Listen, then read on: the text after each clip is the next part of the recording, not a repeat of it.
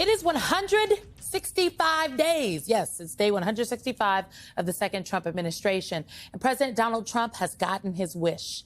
After plenty of infighting, Republicans in Congress passed his gargantuan budget bill, full of tax breaks, spending that will supercharge the debt, and cuts that will kick millions of Americans off of their health insurance. My colleague Ryan Nobles gets us started tonight. Tonight, a major victory for the Donald Trump agenda. The motion is adopted. The House passing his multi-trillion-dollar sprawling spending bill designed to fund a wide range of campaign promises, including extending tax cuts passed in his first administration, new military spending, and money to fund a mass deportation plan, paying for it in part with steep cuts to food aid benefits, clean energy funding, and Medicaid. President Trump celebrating the win before flying to a victory rally in Iowa. This is a great bill. This is going to be a great bill for the country. The bill passed largely on party lines, with only 2 Republicans voting against it. One of those, Pennsylvania Representative Brian Fitzpatrick, who dodged NBC News' questions. Why did you vote no? Hi, how are you? Good, how are you? Why did you vote no? House conservatives balked at the changes made in the Senate, holding back their votes for hours, before they finally relented without a single thing in the bill changing. House Speaker Mike Johnson. You think they caved? No, I don't think they caved. Look, I think every member made a thoughtful and informed decision. President Trump working the phones until the early morning hours. The holdouts say they got what they wanted. Are you concerned that in the future, though, people won't believe that you guys are going to be a no on big issues like I think this? they know we better be ready they better be ready to deal. Democrats did everything they could to delay final passage. Their leader, Hakeem Jeffries, setting a record by holding the floor for more than 8 hours, attacking the bill's overhaul of social safety net programs like Medicaid and SNAP, which could lead to millions of Americans losing access to coverage. We were a hell no last week, a hell no this week, a hell no yesterday, a hell no today.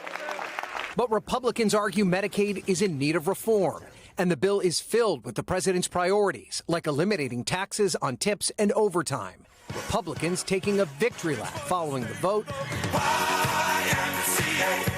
All smiles as one of the signature songs from the Trump campaign rallies played in the room. Now, with the midterm 16 months away, the race is on between the two parties to actually communicate with the American people about how this bill will really affect their lives. Tonight, Trump started doing just that during an appearance in Iowa to mark tomorrow's July 4th holiday.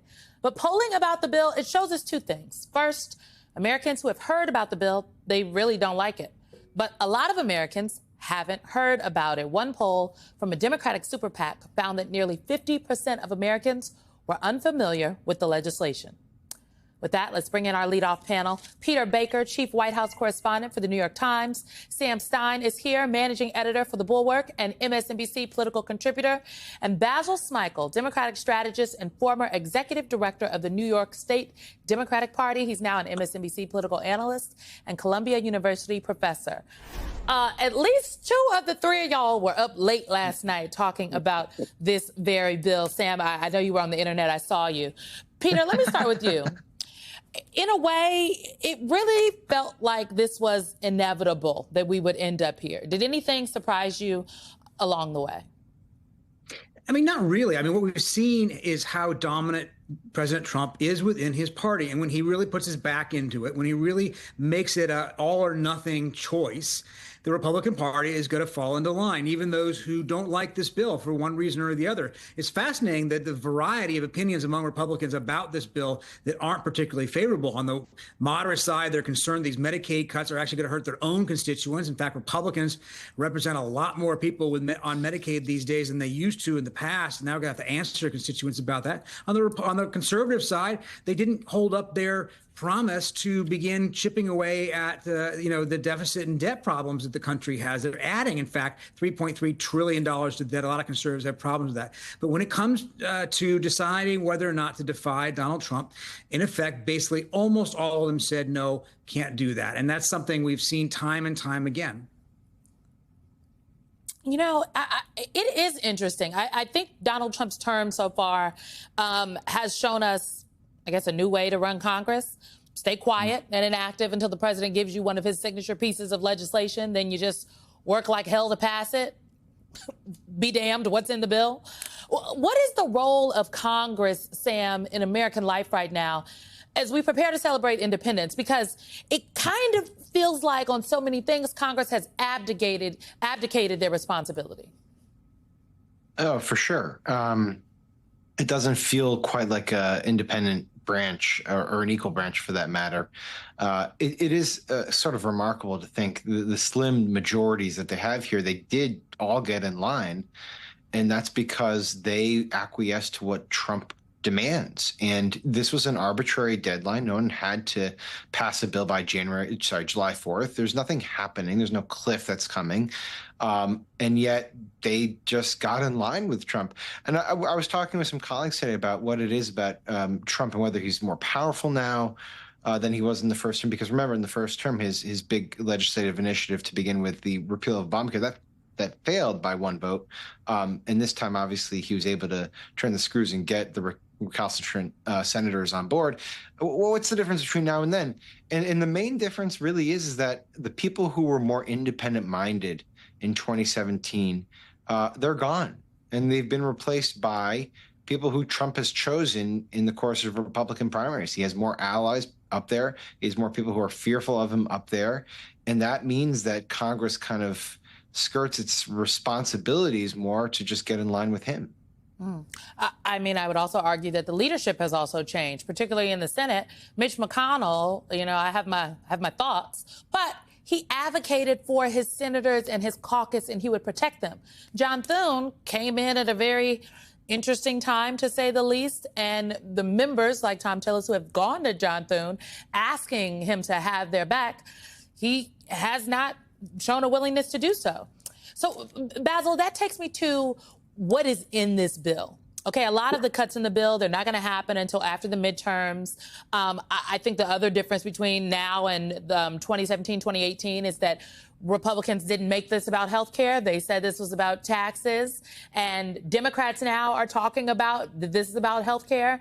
How do you think Democrats should make sure that people know that just because they haven't felt the cuts yet, that they are still, in fact, coming? Well, some of them will come sooner rather than later. But I think to the very specific question about what they can do now, look, it moves from Congress to the campaign trail. And they've actually been breaking through to some extent in the time that it took to pass this bill to be able to start talking about how bad it is. But the reality is, on the ground, you've got organizations, you've got hospitals that relied on a lot of money for the federal government, even if you consider the DOGE cuts, that have had to make very tough decisions, layoffs, cuts in services already because of what's happened. This just adds another layer of pain to organizations on the ground, to institutions that communities rely on quite significantly, especially if you include things like rural hospitals. And what I want the Democrats to do at some point when it gets to this is to do the split screen, where you have on the one hand those Republicans who are on the floor clapping for this legislation, and at the right next to that show emergency rooms that are going to be overflowing because so many people have lost their health care coverage that they now have to go to the emergency room just to be able to get basic medical care. I want them to show images of K-12 students, young people who don't have access to healthy food because SNAP's been cut. They don't have access to disability services or mental health services because Medicaid's been cut, and remind voters that this is an upward transfer of income in a way that we've never seen in this country's history. So I want them to show images of those millionaires on the floor of the House clapping for the pain that is about to come. And the thing that they should remember, yes, it may not come it could come 2 years, this year, 2 years, 4 years, 5 years. That means that people who are going to expect these cuts in services and this pain are going to have to plan for that. You know, that's happening today, not 5 years when it actually hits. Yeah, I mean, I'm originally from Nebraska, and a hospital in Nebraska, a rural hospital, announced today that they would, in fact, be closing and cited the uncertainty about the Medicaid funding. Peter, it's like the ads write themselves. The former strategist in me would be very concerned if I was a Republican strategist advising in this upcoming midterm election. But how much do you think Trump cares about the midterms at this point? Because, you know, he's not on the ballot next fall, and he is term limited. Yeah. Well, look, Trump doesn't want the Democrats to win the House, but I think that there's sort of a working assumption that they probably will, and that he's not going to take blame for that, of course. And he probably won't care too much, except that obviously it will be very uncomfortable for him if the House is in Democratic hands, because then they'll have subpoena power and certainly raise a lot of issues and start some investigations that will make Trump's final 2 years in office, more politically painful. But you're right. I think he only cares so much, right? As long as Republicans are still beholden to him, as long as they believe that he is the master of their base, the one who determines the primaries and so forth, he's going to have support from his own party. He's never reached out to the middle or to the left. He's never tried to build his coalition beyond the base that elected him in the first place. Now, we'll see what happens in these midterms. A long time off between now and then. We ought to be careful about making assumptions. But it is interesting. I saw a Fox News poll a few days ago saying that 59% of people don't like this bill. Now, some of them are conservatives who don't like it because they think it's it's not good for the debt. Some of them obviously are more concerned about the Medicaid cuts and so forth. That will be more of an audience, conducive to a Democratic message.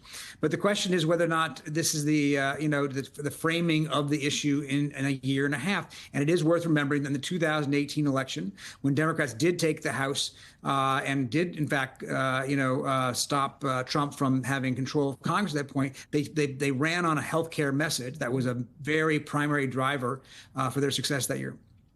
It was a primary driver for their success. And, Sam, that poll from the Democratic Super PAC that I mentioned at the top, I talked to one of the senior advisors from that group yesterday, and they were adamant that Democrats should not be bullish and think that it's going to be a cakewalk, because there was a lot of work that went into, in 2018, making health care a main issue. And frankly, Republicans helped with that because they tried to repeal and replace Obamacare. So it was much easier. She said that this time it is going to take a lot of effort and elbow grease. And the fact that their poll showed about half of Americans hadn't even heard about the bill, she said should be concerning. What say you? Yeah, I mean, of course it's concerning if half of the country hasn't heard about this bill. But, on the flip side, there is opportunity, right? Because the people who have heard about the bill, by and large, are opposed to it and the provisions of it. And look, I do think there is opportunity here if Democrats could take it. Remember, 2018 was a healthcare election, and that was after the bill didn't pass. Repeal never made it into law. So they were reacting to an attempt to repeal Obamacare.